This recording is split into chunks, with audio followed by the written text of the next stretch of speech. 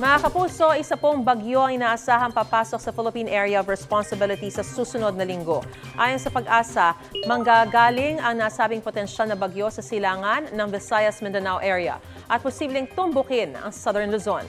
Sa ngayon, hanging amihan, easterlies at shear line ang nagpapaulan sa bansa.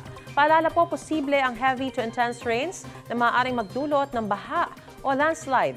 Magpapatuloy ang mga pag-ulan at magiging malawakan pagsapit ng hapon at gabi. Kabilang po sa mga apektado ng pag-ulan ngayong Miyerkules ang Metro Manila.